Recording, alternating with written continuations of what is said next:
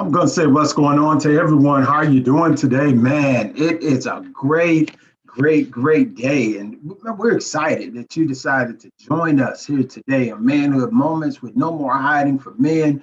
Man, this is an awesome time. I know that some of you all are have been enjoying this holiday. We know in the world traditionally we consider this the time where we celebrate Lord and Savior of this world, Jesus Christ. And so we know that tomorrow it's Easter, and we have probably out there getting your haircut. And I don't know if they even still do that or not right now. If they still get the Easter frocks, and the kids still have the Easter stories and things like that. My kids are a little bit older, so I don't have that. But nonetheless, man, this is no more hiding. And we come to you every first and third Saturday of the month, and we try to bring enlightened conversation.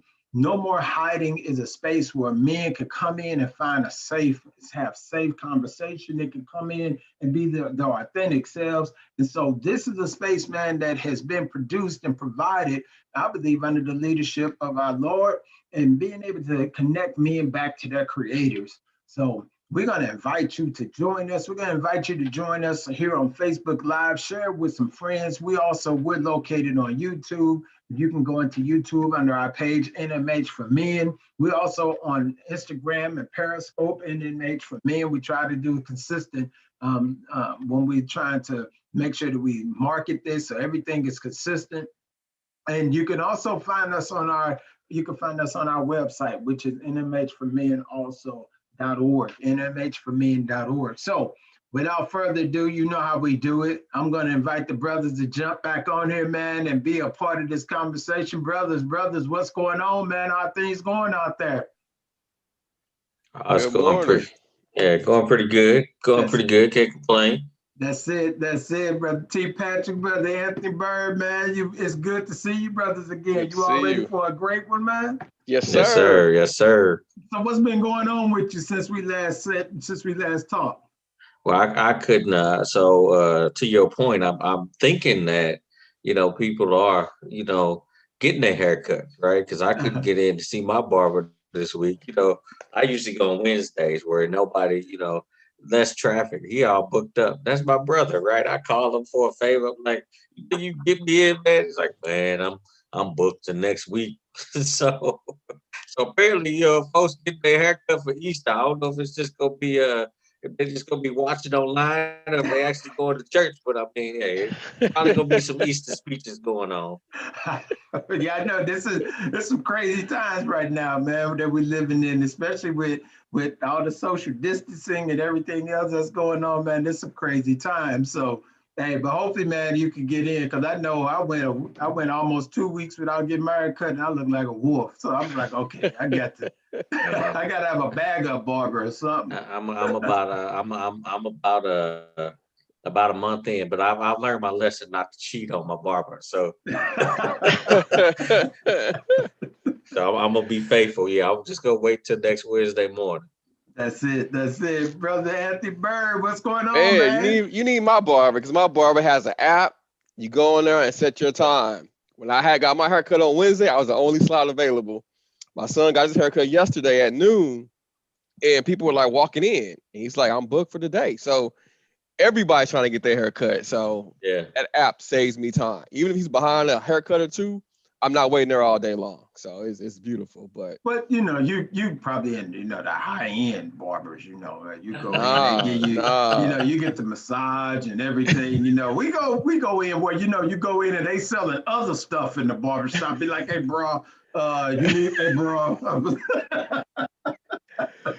This is my brother that I grew up with, went to Harding together. So this is my boy from East Saint, man. All So now you right. no manicures, no pedicures, all that. It's just straight haircut. Man, I tell you, man, but we got a great conversation today, man. We're gonna talk about a rise. We're gonna look at, man, how even when we go through our life's trials and our life's issues, that we can recover from these things. And so we got some other brothers that's gonna join us today. That's gonna be a part of this conversation, bro. We got brother Jeremy Jones, who has an awesome story, and he's gonna share his life with us. We got Dr. Shawn Baker, who is one of the local politicians and leaders, as well as educators in the St. Louis area, man. And so I'm looking for brothers join us. What's going on, Brother Jones, Brother Dr. Baker? Brother Baker, what's happening with you, man? I know we had these formal titles and everything, so forgive me, man, if I don't call you know Dr. Baker and everything, be trying to delete us and stuff, man. How things go with you all today, man? Good morning. Good morning.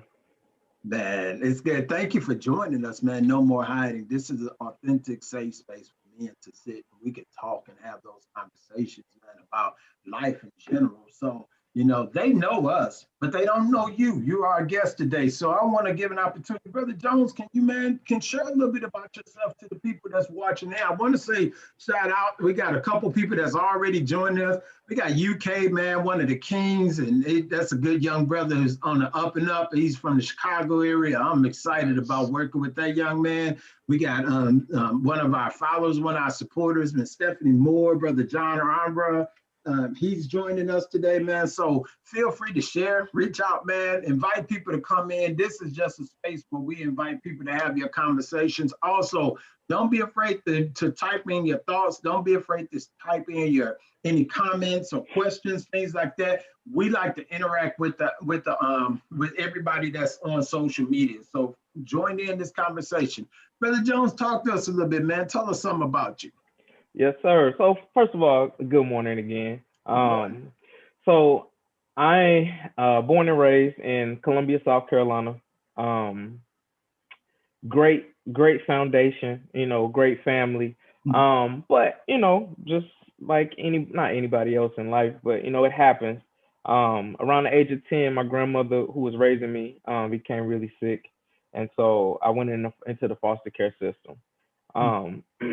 And so for me, that's my life's mission, helping at-risk youth who were similar to me growing up. So I moved to St. Louis where I emancipated myself at the age of 20, and this was around the time Nelly was hot. So it was like, hey, I'm gonna move to St. Louis, man. Nelly make it seem beautiful, and St. Louis is a beautiful city, period. But as soon as I got there, I immediately got into nonprofit work, working with youth that are in the system. Did about 11 years, worked for 11 years at St. Vincent Home for Children, which is on Florissant, right there at Florissant and Natural Bridge. I worked for Youth in Need, which is out in St. Charles, working street outreach, feet to the pavement, man, out there with those individuals who are homeless. Living in vacant buildings, making sure they're getting their food, making sure they're, finding youth shelters and things of that nature. And then the last job that I had in St. Louis was as a director of a crisis shelter at Marygrove, which is out there in Florissant. And so I just recently moved to Virginia. I'm in Fredericksburg right now. So doing the same type of work in Richmond, Virginia, and finishing up my master's degree at UMSL in public policy administration and nonprofit management and leadership. Man, I'm telling you, man, that's something. And we're hopefully to get into a little bit more discussion as we talk today. We want to talk a little bit more about your childhood and those things that really created that passion in you to reach out to others, because some people just give up, when they get pushed into those systems, but you use that as a way to rise up and also to help others, man. So man, our hats off to you. We're blessed just to even know you, man, and have you a part of this brotherhood. So thank you, brother. Thank you, man. Man, Dr. Baker, what's going on, man? How you doing today? Man, how are you all doing today? First of all, thank you all for having me on the show. I feel like I've been a part of the show for a while every time I get on here, and I'm on that chat line, I'm chatting in. So now that I'm on the mic, y'all might have to mute me a couple of times, or I might have to raise my hand to get back in there, okay? No, man, this one of those spaces where you can just be you, man, and enjoy the conversation. We love that. We love to create that dialogue, and we're happy that you were in there because you did ask some of those questions that make a person really think. So thank you, man. So talk to us a little bit about you, man. Share with us so the people know some things about you. Anybody in the St. Louis area, especially if they've come through Harris Stowe, know you, but there might be people, because we have individuals who are all across the country that may not be aware of just who you are and things you're doing in that region. So talk to us a little bit. Let me tell you a little about myself. Richie from Texas, and how life just throws you different curveballs. It brought me to St. Louis. Currently vice president at Harrisville State University, and 19th Ward committee man here in St. Louis. And one thing about me, I believe in servant leadership, and giving those a voice that don't have a voice. Happily married for 10 years, 2 children, and continue learning every day. That's it. That's it. So man, and we're open to really get into some dialogue, man, and talk about childhood and things like that, and those things that really help you, because I know you were really good friends. We like brothers, really. And so, even though you're a member of, that other group, that whether they black and gold or the what's, some, but it's all good, So, but the things that create your foundation, and we're looking forward to having that dialogue and being able to really have this discussion with all the brothers, and just how our lives, the journey of our lives really helped us in the spaces that we're currently in. So everybody knows that we're really big on educating and making sure that, man, we give something inspirational and thoughts like that. So I want to share just a real quick video with, it looks like, I'm not sure if I lost give me 1 second.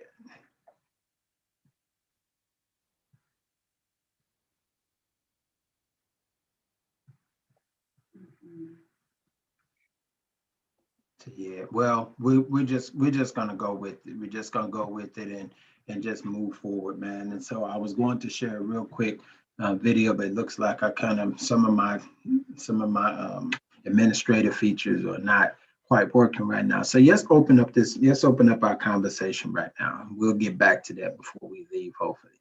So my question for you, for any of you all to ask the question, what's your why? Why do you do what you do currently in life?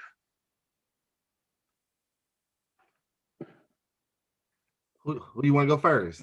Whoever wants to jump in, this is an open conversation. Man, that's a good question, man, because you can't do anything else unless you know your why, because then that mission, that purpose, and everything else will follow that. My why is, man, because of my past. Okay, I didn't have that voice. I didn't have somebody that guided me along the way. I had to figure it out myself. So my why, man, is serving others. Okay, because of my past, and I've been giving people that voice. And one of my favorite quotes is, "To the world, you may be one person, but to one person, you may be the world." And I try to go with that aspect every day in life. Man, that's a powerful quote. And so you say it's about your past. Go tell us a little bit more about your past. Okay, so y'all, we all have these stories now. Everybody have that one uncle, that one cousin, and everything. We all know that, okay? Yeah. So, but that happened to be my mom. My mom was caught up in some drugs and different things when I was a child. Did foster care and everything, and she didn't believe in the church. My whole family in Texas did not believe in the church, so I didn't have anybody to lay back on and nothing to pray to or anything at the time. And I was just suffering. I was going through. I was wondering, man. And I used to always ask this one question: Lord, why'd you bring me into this world if you knew my mom couldn't take care of me? And I used to every night go every day ask that question. And then after I knew my mom didn't graduate from high school, when we used to have these money orders, okay? And I don't know if you all know about these money orders. You go to the grocery store, you spend $30, they're gonna give you the same selection of meat every time you go. Okay. So we used to eat the same meat month after month after month, and some just different hardships. And then finally, I was just like, we had this DARE program at school. They was telling me about drugs and everything. I was like, man, I'm never gonna do drugs. They said something about college. I didn't know how I was going to go to college or how I was gonna pay for it. But I said, man, this is my way out. This is my way out. So when I had the opportunity, somehow I don't even know how I had the opportunity to come to St. Louis, because my father lives here. And I remember I came to visit. He was about to put me in that plane back to Texas. I told him, I said, you put me in this plane, you won't ever hear from me again. I'm running away. I mean, I'm tired of living that lifestyle. I said, all you have to do is put a roof over my head. Man, he gave me that roof. I mean, when I got to college, he dropped me off. He cried. He said, man, you don't ever ask me for anything. I said, you gave me the best thing I could ever have is a roof, because I'm going to do the rest myself. I was like, I'm going to do the rest myself. That's all I needed. Man, I got to college, man. my first probably month, I got in a fight. Stupid stuff. Mm-hmm. And it really wasn't my fault. And that they put the other gentleman out of school. It was a Caucasian guy. Okay. And I wrote a letter, pissed off all the black people at the college, predominantly white institution. I said, one night in anger shouldn't cost you a lifetime of education. And I got the boy back in school. And I was the worst person in the yard. But I understood what I had went through. I didn't have a voice and nobody advocate for me. I didn't care who I was going to advocate for. I was going to advocate. So I advocated for that boy because I understood the education. And coming to Harris Stowe State University and seeing other young women and men in the same situations I've been in, I was like, that's my self-fulfillment every day. You can't put a price on that. So, man, that by itself is powerful. You know, when you talk about that anger, and we've had that conversation before, you know, on here on No More Hiding, we're gonna have the other brothers, man, unmute yourself, just jump in. And so when we look at that issue with anger, you know, what do you think was the source of that anger? Why do you think you was so mad? I feel like I wasn't dealt the same hands as all the other students, all the other kids. Because when you're in that age, man, you're just looking at your peers. Their moms, their dads pick them up. You see them have new clothes on, man. I had 5 shirts, 2 pair of jeans, and some shorts, and I rotated that stuff. And so, you know, your peers are the hardest ones on you. They call you out. Yeah. And sometimes when you don't have that person when you go back home to say, man, it's gonna be all right. We're gonna get through this. And I didn't have that mom or that father or anybody to tell me that. I was trying to figure it out on my own. You know how sometimes like what we're doing right now, we're giving people an opportunity to hear other people's stories, to call in, ask questions. I didn't have none of that. Yeah. No, man, and that is something, because many times we persist in environments that have these challenges, you know, and it's almost self-defeating because the person who's trying to come up, you know, and maybe struggling but has potential is really just continue to be demeaned and more, you know, they're getting criticized even more because of what they don't have, things like that, man. I'm telling you, what's your thoughts, brothers? I mean, I can concur. Oh, I'm sorry. Go ahead, Brother Patrick. Oh, no, go ahead. So I can concur with Dr. Baker. Very, very similar stories for me. I think mine's a little reversed because my upbringing with my grandmother and family was great. She just became really old and, you know, having health complications and couldn't take care of me anymore. My troubles came into foster care. You have these people who are getting paid to take care of you, and they're doing the bare minimum.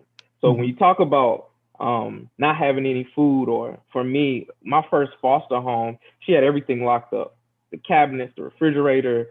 You couldn't touch nothing in her house. She wanted all the kids to take showers together. You know what I mean? All the boys to take showers together. I ran away after 2 days. I wasn't used to it.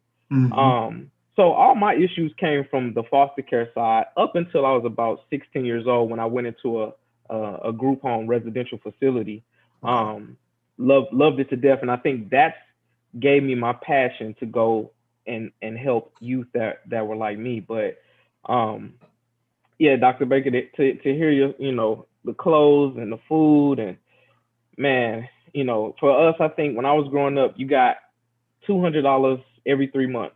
That's what the system sent for you to get clothes and stuff. Now, you know, kids buy $200 pair of shoes. You know what I'm saying? Yeah, that's true. And I was a chunky boy, so it was just crazy too. that, man. You got the Huskies. We talked about this last week. So, you know, definitely struggle with self-esteem issues going through school, going to high school, and like I said, wearing the same clothes, or you know, now I can get my stuff tailored to me, you know, but then I'm walking on the back of my pants because they're too long, or, you know, just all sorts of things like that you shouldn't have to worry about when you're going through school as a child, so that you can't focus on your education. And I think a lot of people get caught up in that. A lot of kids get caught up in that. And when the adults aren't paying attention, or I mean, I hate to say it, but you feel like they don't care enough. That's when our kids fall through the cracks. No. I'm going to ask a question, Brother Jones. So your grandmother cared for you. What were your biological parents, your dad and mom? So I almost had the opportunity to meet my dad in 2019. Apparently, he was on his deathbed and decided he wanted to finally meet me. Apparently, he met me when I was a baby and all that stuff, but wasn't there. So I have a really good rapport now with his mother, my grandmother. I go to South Carolina and see her all the time and help take care of her. My mom had me when she got pregnant when she was 17, had me when she was 18. She was the baby of my grandmother's 10 kids. And my grandmother knew she wasn't ready to take care of a child. So my grandma was like, hey, that's my 11th baby. Okay. So she just took me from the beginning. So I never, ever stayed with my mom, ever. Brother T. Patrick, I know you were getting ready to say something just a minute ago. Well, I mean, I was just going to go back to something that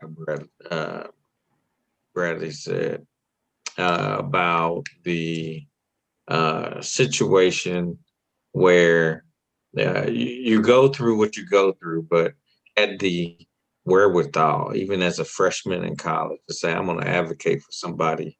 I mean, that takes a lot of maturity there. I can't say that I would have done it. I would like to think that I would have. You know what I mean? Just looking back, like, oh, you know what? I possess that mental acuity, or that I've got that emotional intelligence to be able to do that. But I mean, that's commendable. And I just wanted to point that out because I thought that was just like a tremendous, revelation right there. And for people that's listening, that you could go through a lot of things, experience a lot of stuff, but it speaks to your character when you decide I'm gonna do the hard thing that is right versus the easy thing that might not be as right. So just a little comment on that. That's all. That's it. Oh, And yeah. I said, Bradley, I'm sorry, Baker, forgive me. That's no problem. Hey, but I could just imagine that president of the institution see me coming there, because when I was in college, man, I had gold teeth in the front of my mouth and locks down to here. She was like, man, what was this boy coming in here to bring me this letter? Until she probably read that letter. Hey, and then I bet, Brother Jones, I bet the school was the best thing ever happening at growing up. Because having those in Texas, having that lunch, that free lunch and that breakfast, boy, hey, man, I wouldn't miss a day of school, because I knew when I got home what I was having, because that meat package. Yeah, I mean, school was great. And my peers, I think, took some of I had people that I could talk to just in my age group, people that I trusted. Everybody didn't know, but yeah, man, school took a lot of stuff away. 6th grade, so I went in the foster care right out of 5th grade, but 6th grade through 9th, 10th grade was great. I put all my effort into school, because I was going back to these foster homes where, I mean, stories for days, man. Stories for days. It's interesting when we think about one of the things I was just sitting there reflecting on was the group home. So you said that the group home was where you found, that support. And most of the time it's the opposite. Most of the time we think it's in those individual homes that we find the support. But what was different about that group home that you really felt more comfortable with?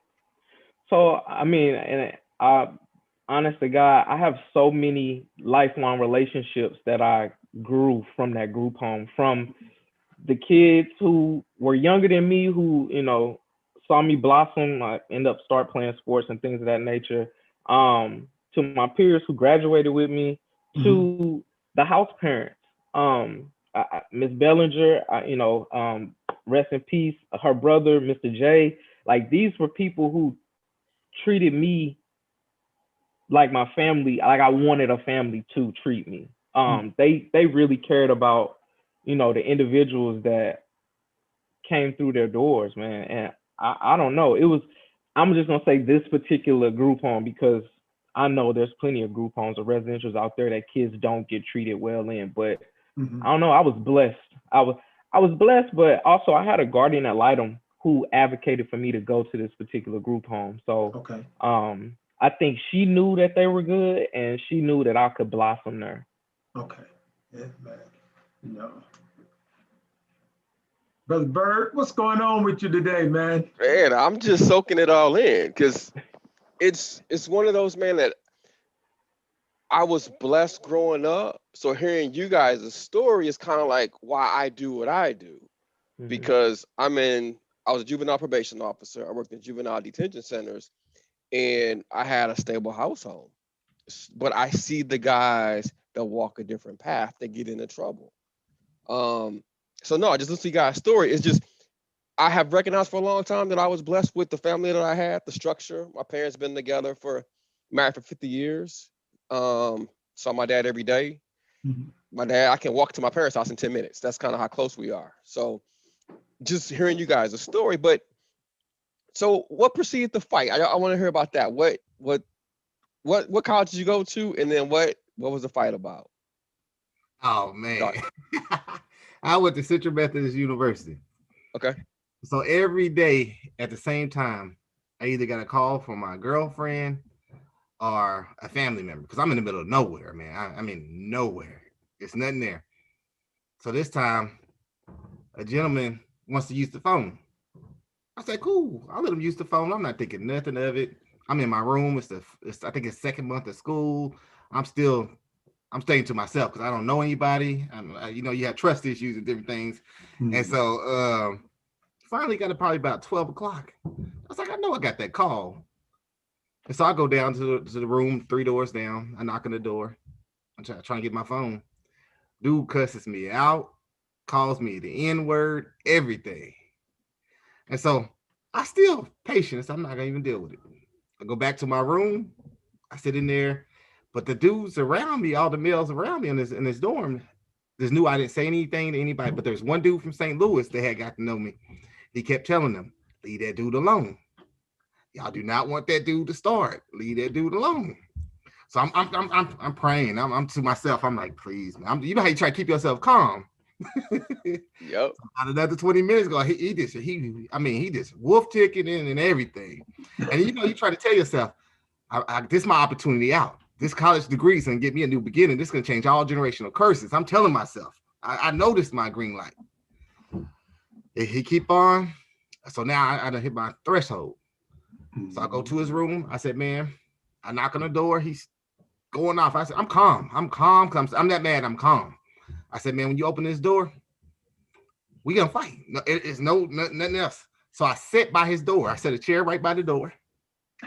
You was gonna wait for him to come out. And so You got to go to the bathroom. always like, why is this black dude? It's probably 3 black dudes on the floor. Mm-hmm.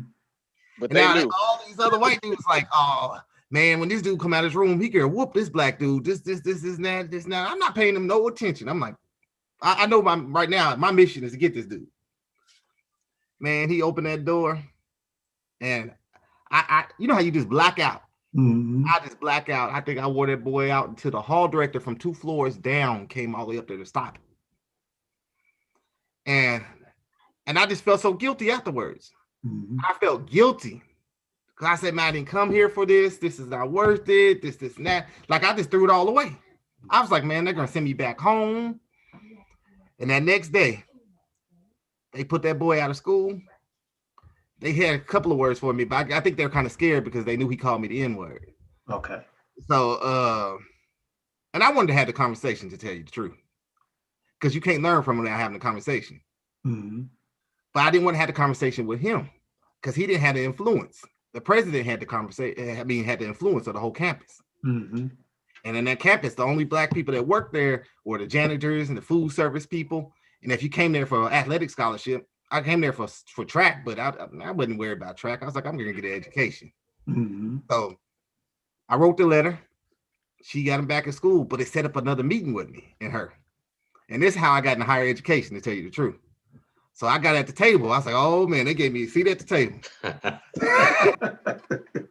I started telling her about the campus. I said, as a black man, if I don't play sports, what makes you think I'm gonna stay here? Mm-hmm. I come here for academics. I say, not basically wanted to tell so many words. I said the people who are playing athletics are slaves. The people in the dining hall slaves. The people to clean up. And that's what you only got them there for. So it comes around 5 years later. I wasn't in that 4-year track. I switched my major a couple of times, and so at 5th year after I graduated, she gave me a call.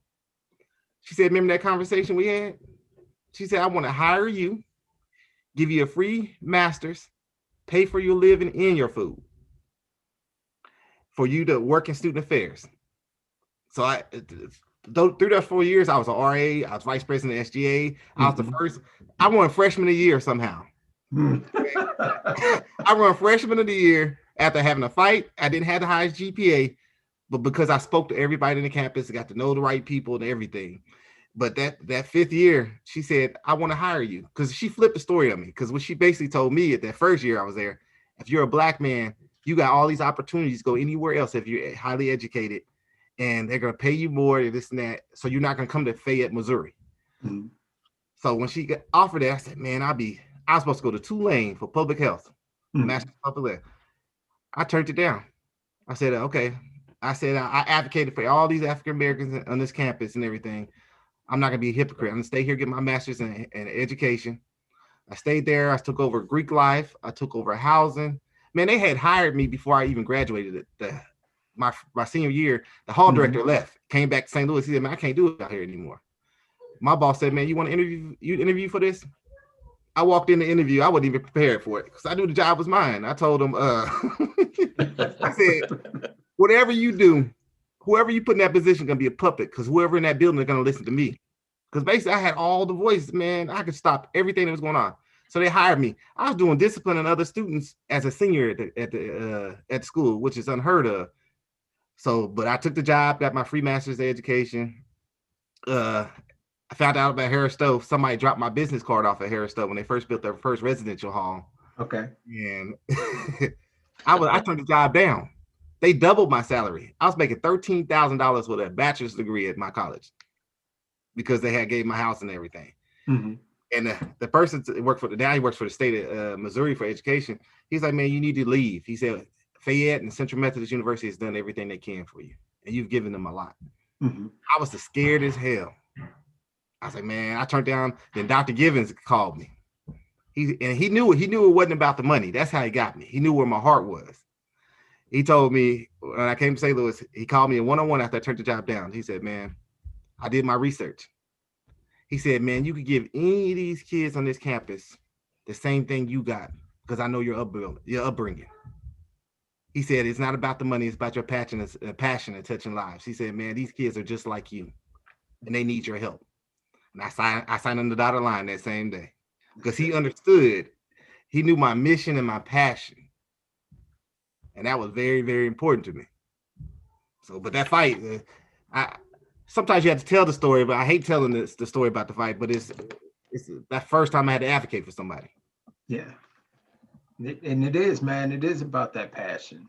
And it goes back to when we're looking at this idea of a rise, we're looking at, man, where we've been versus where we are now, and the why, right? So sometimes we go through things and our recovery is kind of selfish, right? We want to get back what the things that we feel like we lost, right? And the focus is on us and advocating for ourselves. But when we look at that why, and we look at those who are truly successful, individuals who actually advocate for others, who step outside themselves and really really try to create opportunities for others to be able to get into this space, man. And that's powerful.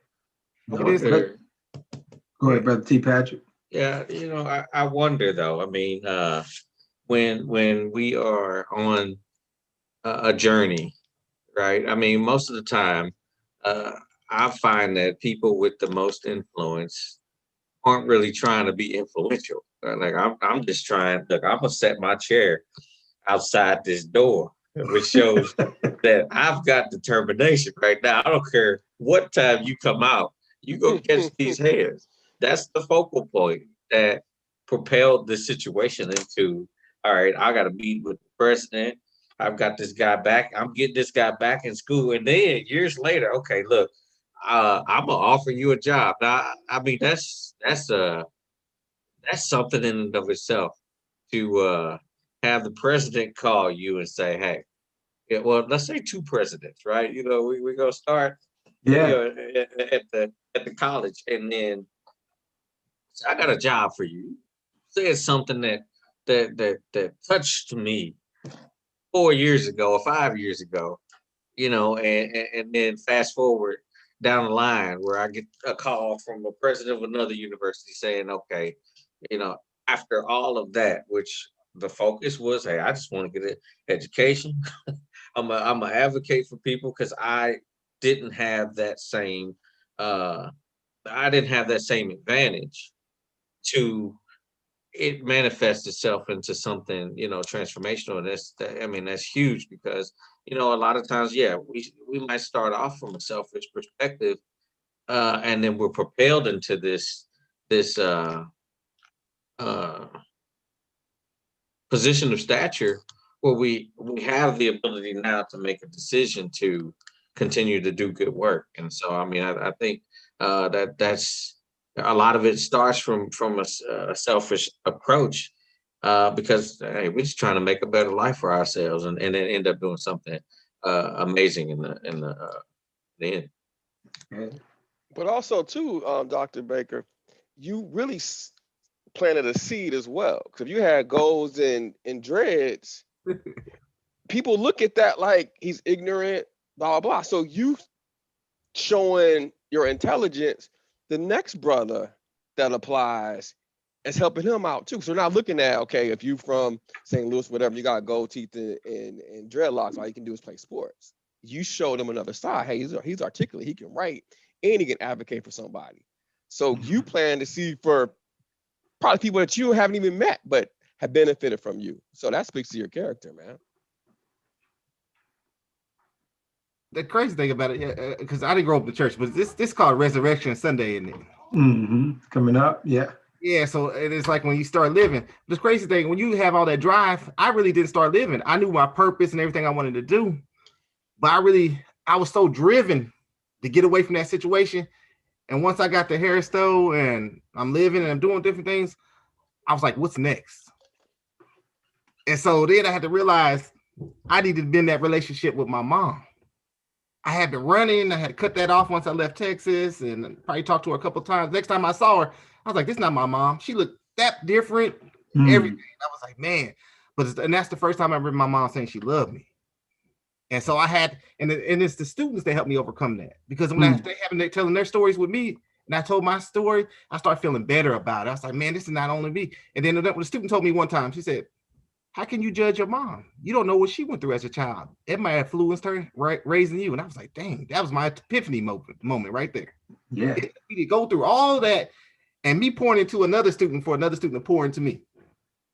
For me to have to let that all go. Yeah. Yeah, that's it. See, I think that's one of the things that as we're going through our own testing trials and we're going through our own issues, we look for a space to maybe blame others or point fingers, whether we do it directly or indirectly, right? And if we had this, and I know I went through this personally, if I had this, or if this person had stayed around, if this person had done their job, then things wouldn't have. But we don't think, that they also have their challenges. They also have the things that they've gone through as parents, and so, and being able to release those things, being able to release those burdens and release those individuals from the guilt that we've put on them, from the conviction that we've sent them to court, we found them guilty, and we've sentenced them, right? So, Brother Jones, talk to us a little bit, man. Can you share?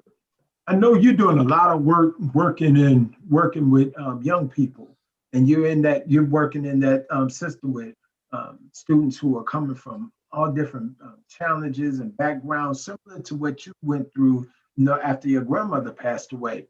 Share with us one of those stories, and not revealing names or anything, but one of those experiences that really said to you that this is where you should be. I mean, there's so many. So I started at St. Vincent. I got hired when I was 20, but I couldn't start working until I was 21.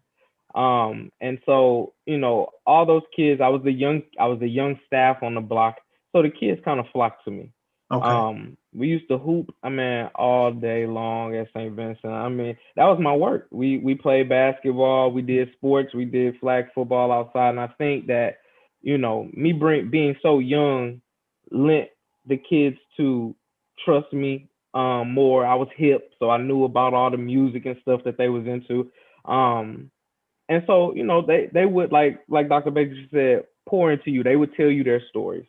And so of course you get a sheet of paper that tells you what DSS or DFS or whatever the juvenile courts what they know, and then the kids tell you their piece too. And so for me, my difference is than probably any other person who's coming in is that I live the life. So I'm going to take a little bit into account of what the kids are saying. And that Mm-hmm. trust that I've built with them always helped me out. It always helped me out when they were upset. Kind of like Shawn Baker, Dr. Baker saying he was upset.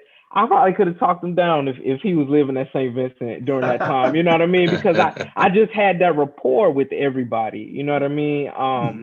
So I definitely have some success stories, man. I just had a kid contact me on not Indeed, LinkedIn.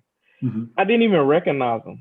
You know what I mean? He's like, "You don't remember me, Mr. Jeremy?" I'm like, "No." Like, "Who are you?" And he was like, "I'm such and such." And the name, it wasn't the same name that was posted. So I guess he did a name change or whatever. He's like, Okay. "Man, I'm a real estate agent now." And I'm like, "You a what?" "You're a real estate agent? Like, that's awesome." You know what I mean? And he was just telling me about, a lot of people say, I say it too, like, "Man, I should have listened to you when I was younger." But what stuck with me is that he was like, some of the lessons that you taught me or that you guys taught me at St. Mm-hmm. Vincent helped propel me to where I am today. Okay. And I hear it often. When I go back to think about it, when I first started at St. Vincent, I was 21, and the oldest kids were like 15.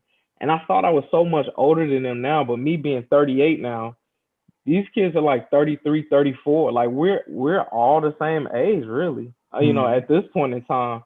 And so it's humbling, but it also makes me feel good to see that so many kids are successful, because when you look at the statistics, foster kids, former foster kids, we're not. I think like 70% or something of the prison population has been in foster care at some point in time. Mm-hmm. I think only 2% of foster kids go on to get higher education. So I'm a big proponent of that to all anybody who comes and talks to me who used to be in the system or that I used to work with, pushing education. Hey man, why don't you start at Flow? I mean, start small. Start at Flow, take some general ed classes, see how you like it, and let's go from there. And so I have to also practice what I preach. So I plan on continuing my education as well. But I think education is big for our foster kids who are coming out and maybe not having those job training skills that they may need, or don't have the support, as Brother Bird. I'm glad to hear. It warms me to hear that your parents have been together for 50 years, man.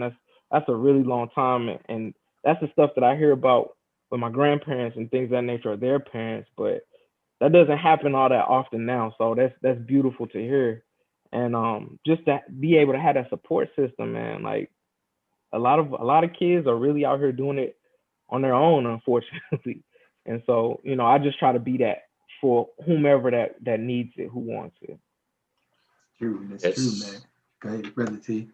yes, it's interesting, Brother Jones, that you bring up statistic, and one of the interesting factoids, I suppose, that I recognize is that, any one of us could be in that statistic. In fact, I proudly tell people I should be a statistic, because some of the things I've been through, and most of the people know, have shaped me, like you all, to see things differently and advocate. So I'm in human resources, and so job training and a lot. I come head to head with that. So the issues that happen, so from a socioeconomic perspective, are now intersecting with my profession, and where I've been most successful is being able to identify how to address the socioeconomic issues, the most basic issues. I had employees that have faced, they're homeless coming to work. You know, they're food insecure. They don't know how to manage budgets. You know, and I started. I said, hey, let's have an idea to connect with the. I was in Louisville at the time. I said with the city of Louisville, and let's bring in subject matter experts because we're expecting our associates to teach skills they don't even have. You know, and it's just interesting how just seeing that and then experiencing the things in my background and you guys' background that prepares us to be able to advocate, be able to speak life into an individual. I was reading my performance appraisal from last year, and cited in there was the fact that I had this young black guy who was discouraged. He wanted he was a training ambassador and was frustrated, and came to me and said, I want to give up my vest. And where I work, positions are based on colorful vests, right? And so this is a big deal. So he's ready to give this up. And so I talked to him and I said, hey man, you can do that, or you can let's talk about how you can get to the next level. And during that conversation, changed his point of view, and then he was able to apply for and get a higher position he wanted. He was just frustrated. He didn't know how to work through the system. And it's just interesting how, if I hadn't experienced some of the hardships, if you hadn't experienced the hardships you experienced, we wouldn't be able to pour back into these young men and women, uh, and be able to empathize and be able to say, you know what, I mean, let me talk you off that ledge a little bit. Because the decision you're gonna make is gonna impact you in some way. And they may not be, as fortunate as Dr. Baker to have that interaction that surely would have gone negative, uh, but turned into a positive situation.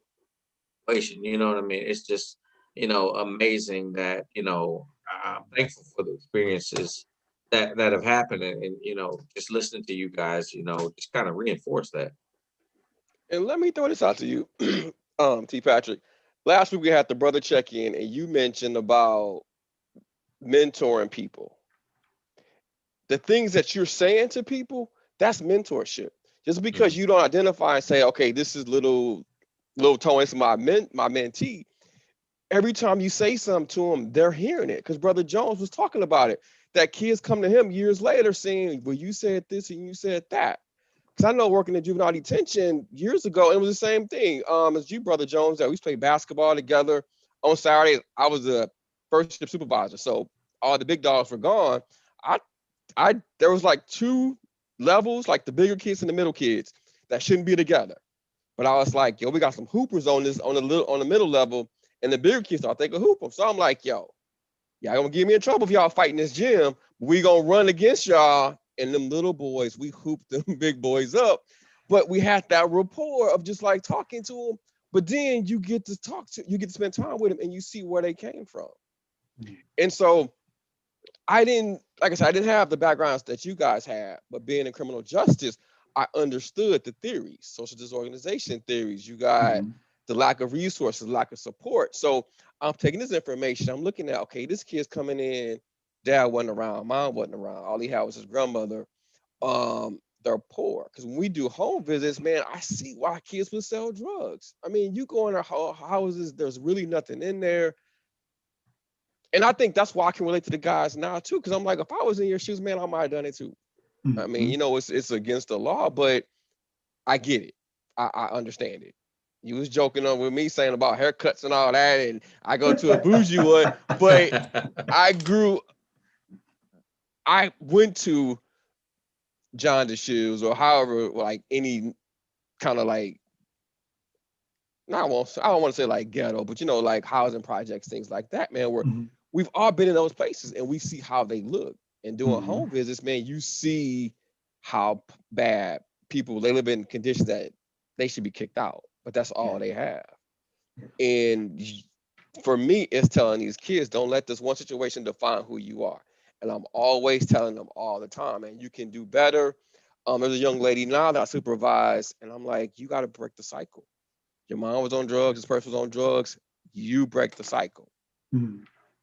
You know, how do we, so just shift a little bit and just talk about strategies to help individuals. And so when you look back over your life and you think about some of the things you learned and those lessons you learned from the challenges that you've gone through in your own personal lives and in our lives, what are some of the strategies that you would share?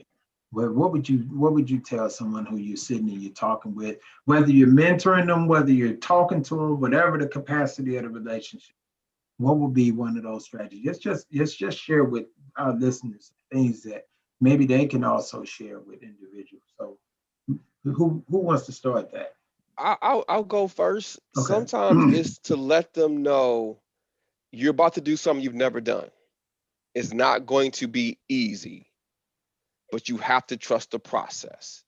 That's something I tell them, because if you've never planned anything out, Mhm.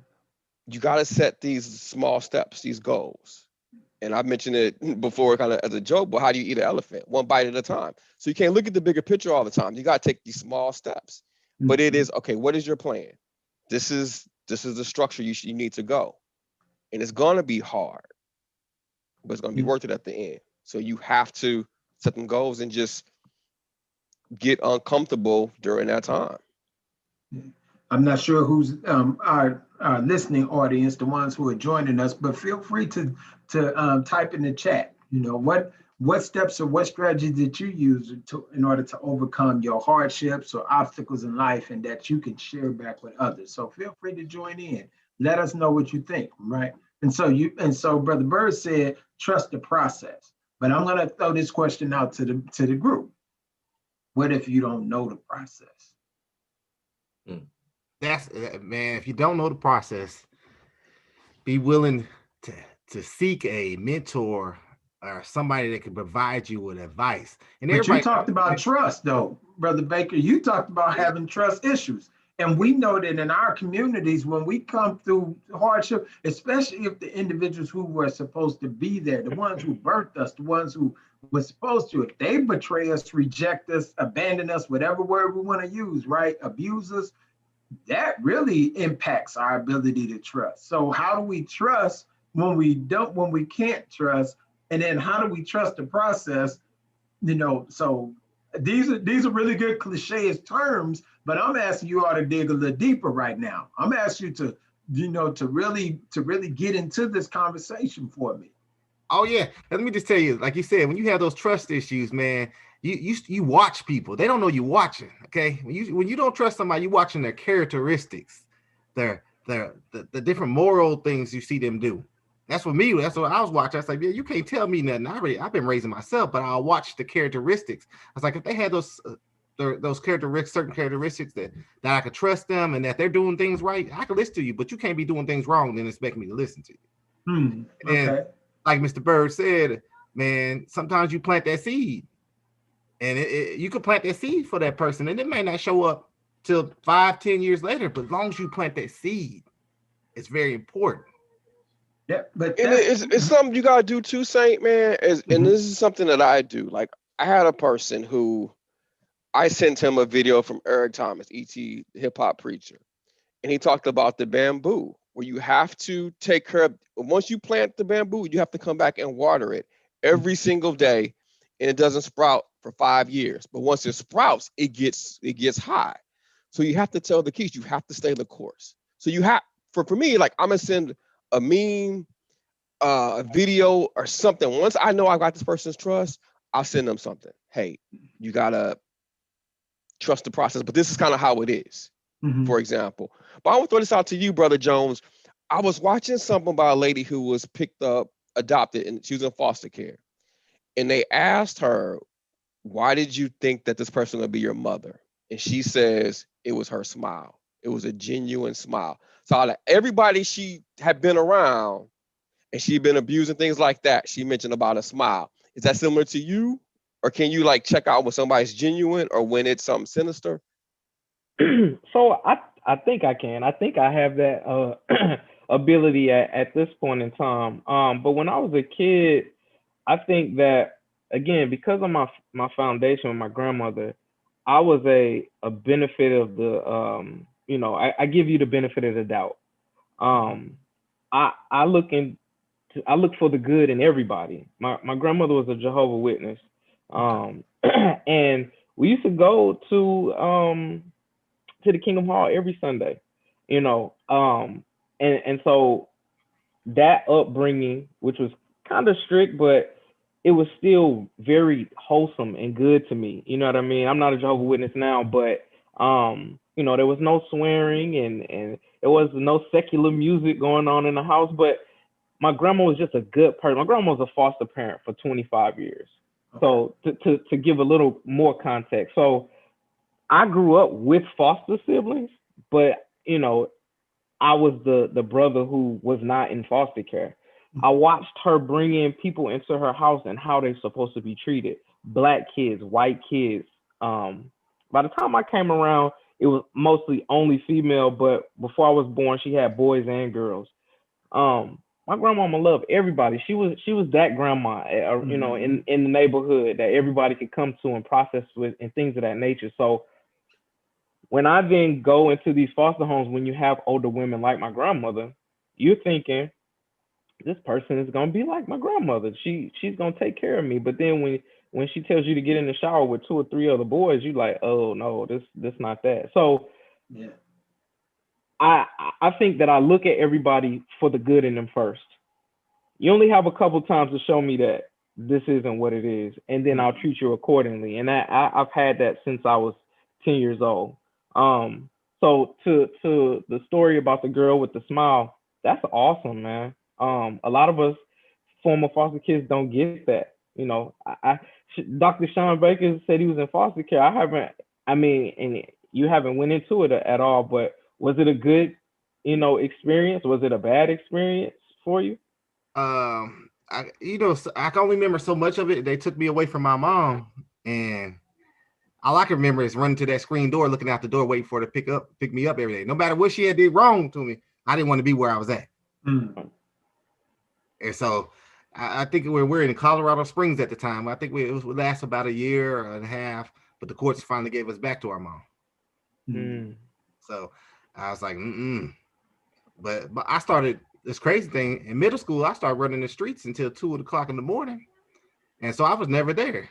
So I remember one time I walked in. The first time my mom stayed up all night because sometimes she wouldn't come home, and she was sitting in the chair, and I didn't see. I snuck in the house, and all of a sudden she said something. She was like, "You could at least called or something." And I was thinking in my head, and I was very respectful because I was raised in the South. In my head, I was saying, you don't even come home half the time to make sure we ate, or you're not here half the time. But in my head, I was just playing basketball. I went back to the room. But my mom always knew. She was like, man, he's going to be the one that is going to overcome this, not get locked up. Because in Texas, you dropped out of high school in 9th grade to start selling drugs. So yeah, so that foster care moment, it was just that 1 year, and I was just like, man, and I couldn't control it. I couldn't tell my mom I don't want to go back anymore. So I just like, oh man, just prayed it wouldn't happen again. Because I just remember looking at out the screen door every day. Stay on the trust thing for just a second, and ask each of you. So you talked about how you are able to identify, things that you use to learn or get to see who's trustworthy. But I'd like to ask, and I'm asking this because this kind of speaks to what Tony alluded to, which was my question about mentorship, which is obviously earning trust is very, very important. And one of the struggles is being able to get young Black males to see the value in mentorship. So I have a lot of young ladies that are interested in mentoring from an HR standpoint, but not the men. They'll take the advice, but they won't really stay close.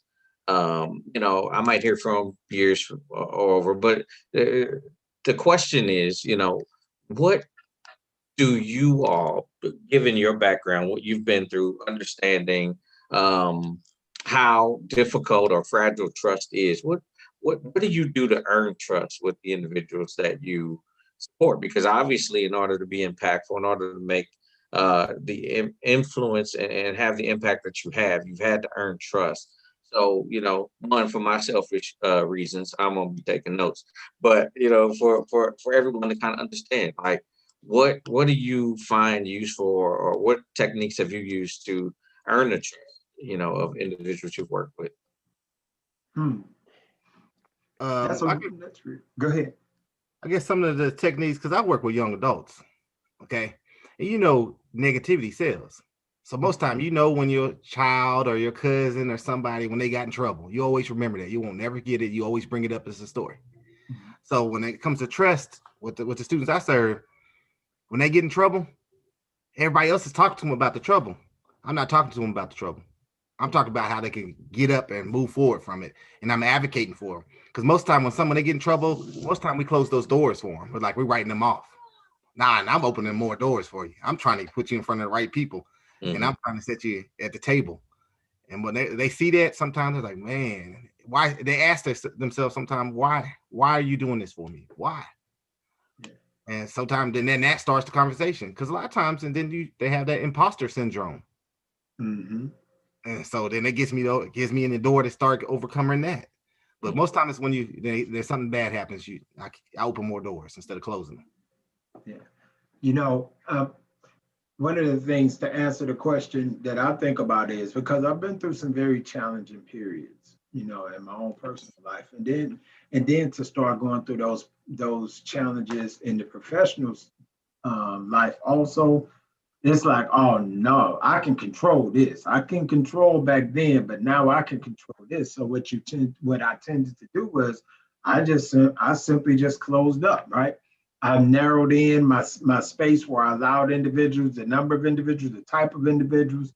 I will watch for a period. Now, similar to what was said earlier, you get a sense sometimes for some people that they're real, right? And those are the ones who tended to be in my circle. But as related to outside of that circle, it wasn't happening, right? And the stuff that I was sharing was stuff that I was okay with anyway. So if somebody was to go back and tell, it was like good, because I was all right with it anyway. You didn't get anything like juicy. One of the things I realized I had to do was I had to let go of the things that had happened in the past, right? When I was going through, and Dr. Petty's been on our broadcast before in our podcast. And so he one of the things he shared with me was you have to replace old negative experiences with new positive experiences, right? And so that was one of the things he shared with me in the counseling sessions that I was going through. And that could be challenging, right? Because we always tend to look for the bad. We start off looking for the bad. And we start off on our work and our jobs, we're really guarded, especially if you're in a leadership role, right? Because you worried about somebody trying to undercut you and somebody trying to, backdoor you. And most of the time that's the case. There's at least one Judas in the group, right? That's trying to betray you with a kiss. And so it's like, but you have to allow yourself, because growth requires being open. Growth requires us to forget or move past the experiences that we've gone through in the past, right? And so now, as we move past those experiences that we've gone through in the past, then what we do is we start to build in new experiences. We say, okay, what is it? What am I looking for? What kind of energy am I trying to bring into my space, right? What type of outlook am I trying to create? And really, in so many ways, take control, right, of that space, right, and believe that it's going to happen. So that's one of the strategies that I'm having to, because I'm not there completely yet. So I'm continually mindful. And then I'll say also is I had to know my path. So many times we're led by others and what they think we should be doing, right? What they think, okay, man, what do you think? You think I should do this? You think I should do this? What you think, man? Think I should do this? But if we know exactly where we're trying to go, then it's easier for us to navigate it than to be dependent on everybody else's GPS. And some of them throw at you too, T. Patrick. Just kind of piggybacking off what Brother Baker said. Um, if, for example, you're in HR, so if somebody comes in late and say they're consistently late, instead of just saying, "Man, you late again," you may sit down and talk to them, and be like, "Yo, what's going on? Like, I've noticed you've been late 4 or 5 times." So that's kind of like how you start building that trust, where instead of thinking they're gonna like write you up and hit them on the head, now it's a point where like, dude, you've been late a couple times. I'm going to have to do an action plan. But man, what's going on? You having transportation issues? Is something stressing you out? So it's just talking to him and seeing what's going on. I think that starts to build the trust that, okay, he's doing his job, so I can't be mad. But he genuinely sat down, closed the door, and said, "Hey, man, what's going on? I've noticed a change in your behavior, a change in your work." So those things matter. So when they see you coming, they're not thinking, "Man, he about to yell at me again." But it's like, "Okay, man, what's going on?" I think that's going to build that trust. That's going to build that rapport. That's going to build that mentorship. Now he knows he can count on you. So before it even happens, "Yo, T. Patrick, man, just throwing it out there. My baby mama tripping, man. She won't let me get my kids, so I'm stressed out. Or she wouldn't open the door, or she wasn't there. I had to drop her to her grandma's house, so I'm late." So then you understanding what's going on with them. Just throwing it out there.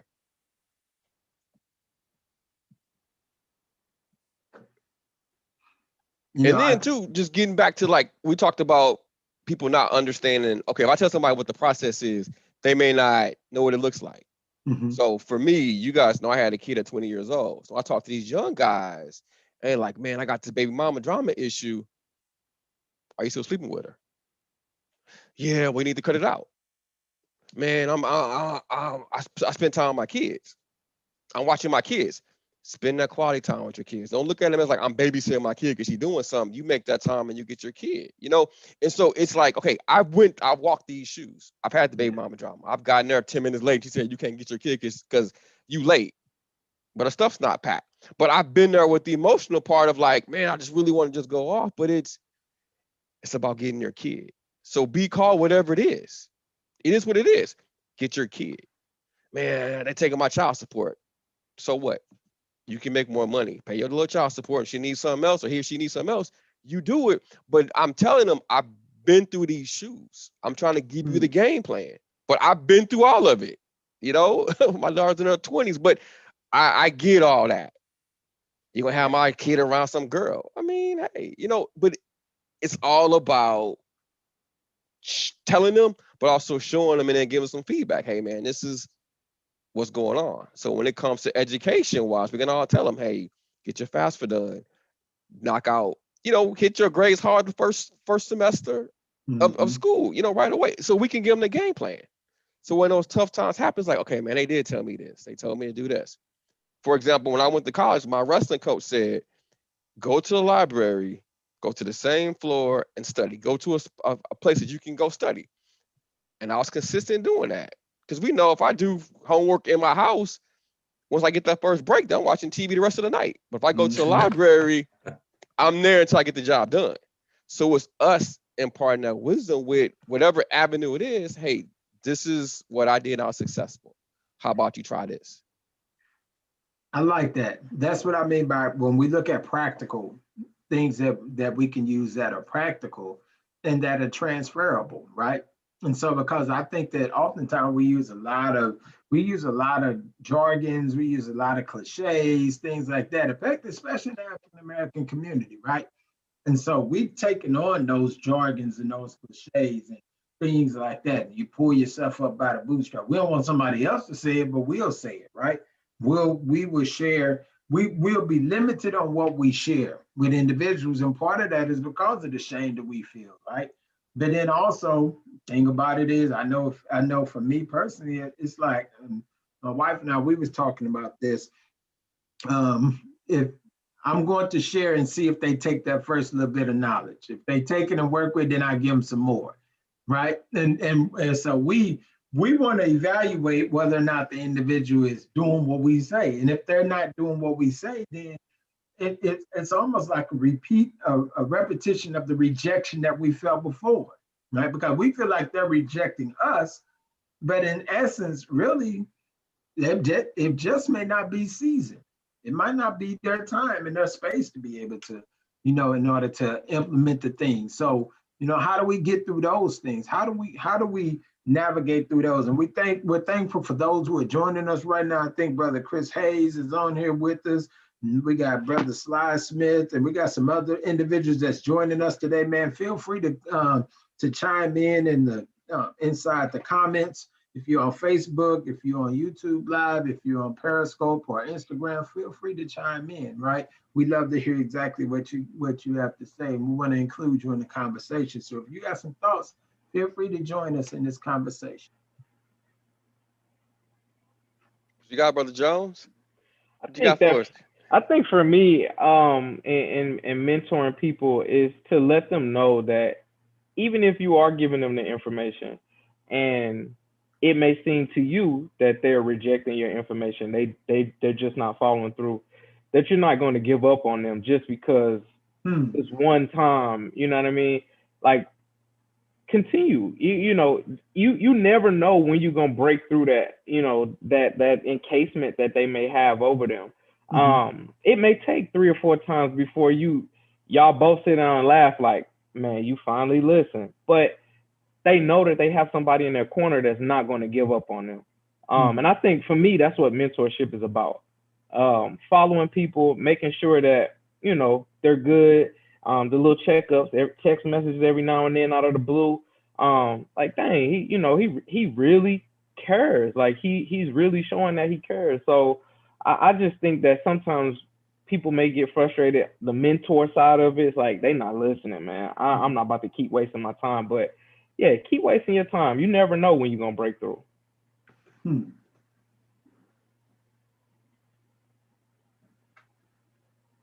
Because I mean, you'll be surprised. Because like I said, mentioned, my first job was juvenile PO. I remember just going to the mall and guys would like walk up, and they've grown and everything, but they talked and they remember me. I remember you talking to me about whatever it is, and there's some people you just kind of, I remember their face, but forget their name.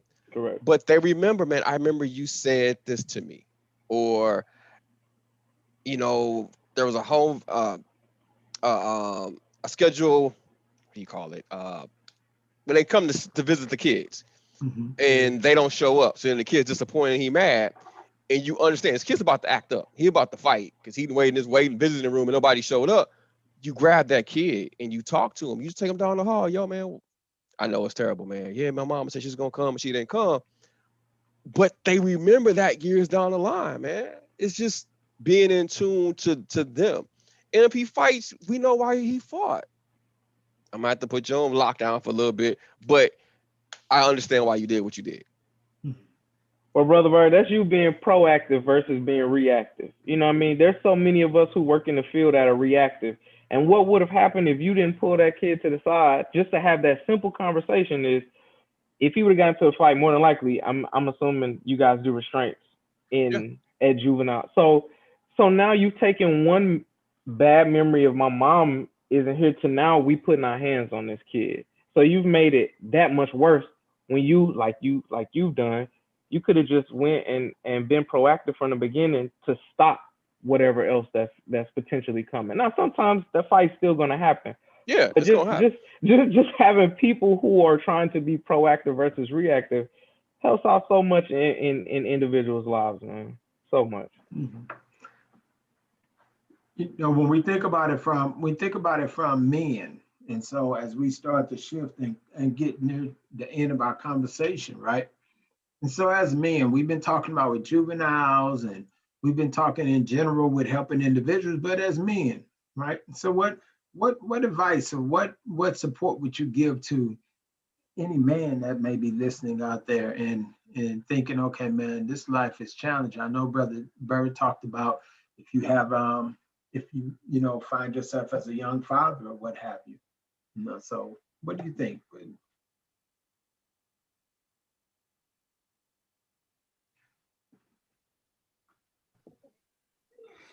I guess I'll be the first to speak. The best advice, I mean, for anybody out there listening right now, I'm proud of you. Okay, we're proud of you for just tuning in to listen to something different and take whatever you can from this conversation. Okay, because oftentimes we don't hear other men say we proud of you and be vulnerable. Okay, so I'm proud of you taking the time, taking this step, and whatever you can use from here for your life or somebody else's life that you're mentoring that you can pour into. I'm proud of you but having a listening ear. What you think, Brother Jones? Um, so as everybody, I didn't have a father growing up. I definitely have father figures, and I think that I've taken little pieces of the positive male interactions that I've had, and I've thrown it into myself. Um, it's hard growing up without that consistent positive male influence being a man because it, they quick to say, and in some ways I do believe it's hard for a woman to teach a man how to grow up to be a man. um what I would say is if you don't have any male role a father figure in your life, then the positive males that are in your life, just take a little piece off here. You don't have to be like that person per se, but just taking a little piece. I had uncles who, again, like Brother Bird, 50 years with their wives, they've raised kids and all that stuff. I wanted to be like that. I wanted to pull this piece. I had an uncle who worked at the University of South Carolina for 30 years before he passed away. I wanted to be. I gotta work. I gotta, I want to be like. I had an uncle who made sure to come check up on my grandmother when she came back to South Carolina. And she was living in the high rises, making sure that she was taken care of. Okay, cool. I know I'm gonna have to, I might have to take care of her when I get older. She's passed away now, but this is just my thinking as a young adult. So I just took pieces of the positive, and I still do. I still, and I'll be quick to say there's definitely men out there who I look up to now at 38, and I'm like, man, I'm striving to continue to be better. So I need to get to that point in my life. You know what I mean? So it's okay to take a little piece. Ain't nobody recreating the wheel here, but just being a positive male influence in general. Is that what I'm striving to be in life? And so, um, you know, it's no one size fits all either for everybody. So just because your journey to adulthood is different than mine, don't make me less, don't make you less, or anything like that. So, that's my take on it. And very wise words, man. Thank you for sharing that. Yes, Brother sir. Barrett, what you think, man? What would you share? What I will share is really just to understand what is your why and go from there. Because for me, it was everything was kind of cool till I'm 19. I'm gonna be a dad. I was wrestling at ISU. I red shirt. I was on a 5-year plan. I was kind of taking it easy. That was kind of my thing. My parents were like, "You're going to college," so everything was kind of laid out. So when I went and that happened, that's when things changed. That's when I went through the dark moments, had the tough times, and relationship wasn't going great, school wasn't going great. Got the pressure of you need to marry this girl to if you marry her, you lose your insurance under my parents. So I went through that dark time, but it was all about that little girl, taking care of this little girl. And now why has carried me now through raising my other kids. So it is finding whatever the drive is to be the best person that you can be. I mean, I'm closer to 50 now, but I've just kind of taken all the lessons that I've had to do some self-reflecting. And I think the reason why I'm in like a kind of a leadership position now is that my word this year, T. Patrick, is authenticity. I'm gonna be my authentic self. Like it, love it. I'm gonna be who I am, and that's that joking around, trying to smile, have some fun, but it's also imparting that wisdom into people that I come across and understand that my dad's a mentor. I've been blessed that when I went through that dark moment in college, my favorite criminal justice professor, I turned in the paper late. And he was like, what's going on? And I kind of like laid it out. Boom. He's been a mentor ever since that time. So when I was teaching at Lindenwood, I could contact Dr. Fleischer. Hey, I got this going on. Always give me some advice. When I worked at the detention center. The superintendent was trying to kind of mold me to stay in that field. So I've kind of always identified who was with me and trying to like help me out. But it is really get with some people that you can feel that can push you and also hold you accountable. Um, Now I did say the wrong name. Les Brown said the bamboo thing. I said Eric Thomas, but Eric Thomas recently, I watched the video and his thing was get with somebody that holds you accountable, whatever it is. So identify what your goal is, and that person will stay on you. But I've enjoyed this conversation with the guys. I always learn a lot, especially from people that grew up way different than me. So I commend you brothers for understanding your why years ago and to get you where you are. So, Brother Jones, hopefully you finish the schooling that you want to get to. Dr. Baker, if you write any books or anything, man, let me know. I'll check it out. If y'all doing any mentorship, let me know too. Just because I will help in any capacity I can. That's it. That's it. Appreciate And that. great words, Brother T. Patrick. Uh, I mean, I guess what I would say is that, um, what is important in understanding your why, is that everything that you've gone through, everything you're going through is necessary for you to become who you're supposed to. You change one thing, as Dr. Petty said, one sentence, one experience, one word, you become a different person. And you must be who you are in order for you to do what it is you're designed to do. And sometimes it takes a little, some of us are a little long, takes a little longer for us to discover what our why is. Um, you know, as I go through my career, one of the things that I've had to understand is that my thought process on how to deliver human resource services is completely different, and it was changed in 2015 when I experienced a 19-year-old homeless female who, most 19-year-olds want to go home, right? Whatever reason, they'll come up with any reason. You know what? My toenail hurts. I need to go home. This young lady was crying. I got called to the office to talk to her, and she said, "I need to pull myself together because I need to work. I don't have a place to stay." And it forced me to have to look at this differently. And I contacted social workers in our facility and said, "Hey, I need some resources." I personally went out, looked, and helped this young lady find a place. She had the money, she just didn't know what to do. She's 19. I don't know how to get me an apartment. I was staying with a friend and her father, or whatever, and now that went south, so I don't have anywhere to go. And it shifted from I need to deliver this as, okay, you're in trouble. I'm a hire or I'm a fire you, to I need to find ways to help, because the issues that are prevalent in school are now trickling into my facility. So if I'm going to be transformational, I need to do that. And I say all that to say that, it's important to understand and appreciate what you're going through. It's hard because of the fact that, you don't know why you're going through it. You're asking the question of why me?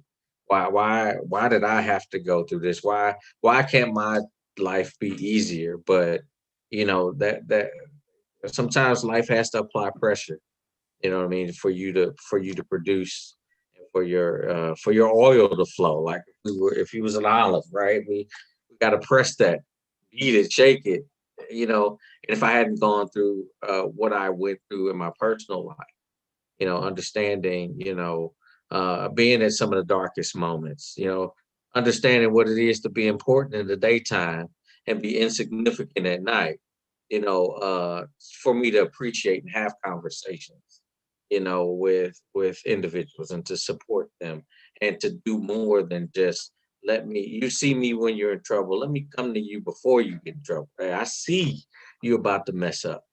So let me tell you, and a lot of people aren't used to that. They might be used to that in higher education or in secondary education, or maybe if they, in some sort of program that they may have been in, but they're not used to that at work because it's really just cut and dry. And being able to communicate that to leaders, it's kind of about why. Let me create you all a narrative of what you're experiencing with your employees, and what if we took steps to foster the right behavior versus let's react to it. And so, it's just really, if I did not go through those things, I would not have that. So, you're going to go through it. You're going to experience it. It's going to be tough. You're going to want to quit. You want to give up, but you got to stay the course. You've got to, as we can look at it as a cliche. I know Brother Bird said that, but hey, you got to stay that course. And when you do, you come out the other side able to connect with individual and share that your story that might change a life, or two or three, that you don't even realize. So, that's my 2 cents there. And man, don't sell yourself short. Because I've got to know you personally, but the more I find out about your job, your employment, you're a mentor, man. Just because you don't have people lined up, the stories that you share, you are impacting them, and you're impacting their family as well. So now this young lady that's 19, she can help the next person that comes up and the next family member. So like, you don't have a whole roster, but you're impacting so many people, man. And just your drive, you guys didn't know, but T. Patrick went on 19 job interviews before you got hired. It was a whole lot. So you can tell that story to somebody. Trust the process. I know I'm educated. I'm a hard worker. I just need to get bust that door open. But I ain't bust the door open. You got the building now. I mean, you did it. But those are stories that you can share with them that they listen to. Because they might look at you like, man, you're an HR, man, you're way up here. Maybe, but it took something to get there. I had dark moments to get there. You can do it too. Man, don't sell yourself short. You are mentoring a lot of people, man. That's it. Real quick, brothers, I'm going to try to bring this in. Let's see if Dale Carnegie. Most of the important things in the world have been accomplished by people who have kept on trying when there seemed to be no hope at all. Arise, champion. Now perseverance transforms average, everyday people into world champions. So the key to victory, the key to success is never giving up. And in order for you to do that, arise, champion, you're gonna need a strong why to prevail, a strong reason to keep going. You see, the more difficult your obstacles are to overcome, the more you must keep your reasons for succeeding in front of you. Vince Lombardi said, the difference between a successful person and others is not a lack of strength, not a lack of knowledge, but a lack of will. Success is not about how you look on the outside. Arise, champion. You might look like a Lamborghini, mean and clean, every way you go. But see, I'm interested in what's under the hood, cause that's what really matters. When life hits you with that brick, and you get knocked down on that mat, and I'm talking to the Linda Rouseys of the world, the ones that been knocked down once and twice, and everybody out there is calling you a failure, everybody out there saying it's over. What are you gonna do? Rise, champion. I don't even think they should be able to call you a champion until you've been beat. Because even losers keep going when they're winning.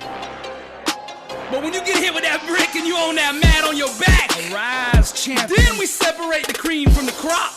Only when you're down 25 points on the biggest stage like Tom Brady, and you come back, can we call you the greatest of all time?